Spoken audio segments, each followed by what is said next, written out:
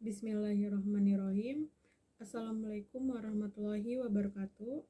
Perkenalkan, nama saya Cahya Kamila dan juga yang terhormat Bapak As'ad selaku mata kuliah Pendidikan Agama Islam.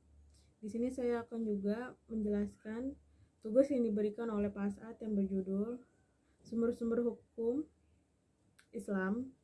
Ada juga politik dalam Islam, ada juga ekonomi Islam, dan terakhir ada toleransi antar umat beragama dalam Islam. Baik, saya langsung saja menjelaskan sumber-sumber hukum dalam Islam. Sumber hukum dalam Islam dapat dibagi menjadi dua bagian, yakni sumber hukum Islam material yang dibentuk oleh hukum dalam sebuah negara, yaitu sumber isi yang menentukan corak isi hukum. Hukum formil inilah yang kemudian disebut sebagai Mashadir al-Hakam, sementara al-Adilah asy-Syariah merupakan sumber hukum material. Baik, selanjutnya saya akan juga menjelaskan tentang politik dalam Islam. Islam menyebut politik dengan istilah siyasah. Jika yang dimaksud dengan politik adalah siyasah mengatur segenap urusan umat, maka Islam sangat menekankan pentingnya siyasah. Bahkan Islam sangat mencela orang-orang yang tidak mau tahu terhadap urusan umat. Sifat terbuka Islam dalam masalah politik ini tidak terlepas dari kenyataan bahwa Islam tidaklah menetapkan konsep politiknya yang sangat rinci. Islam memang harus memiliki corak politik. Baik, selanjutnya saya akan juga menjelaskan tentang ekonomi Islam.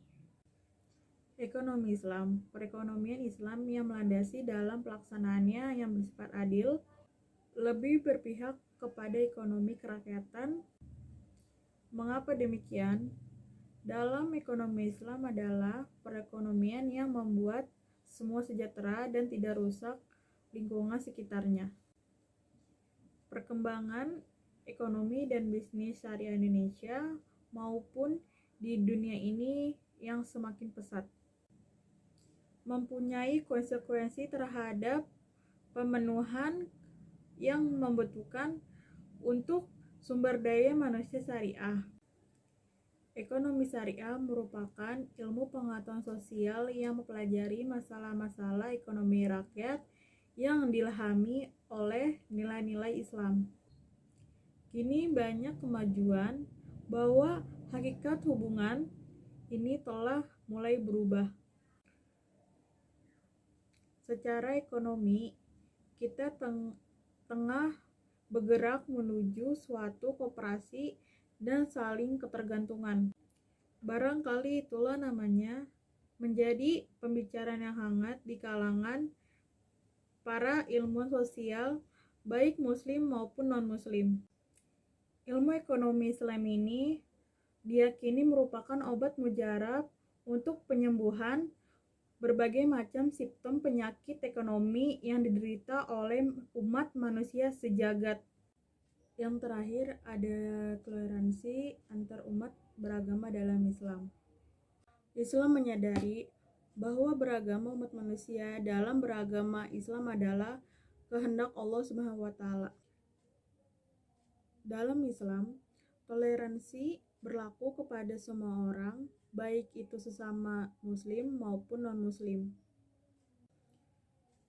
Keyakinan kepada Allah Subhanahu wa taala memerintahkan untuk berbuat adil dan mengajak kepada budi pekerti yang baik meskipun kepada orang musyrik sekalipun.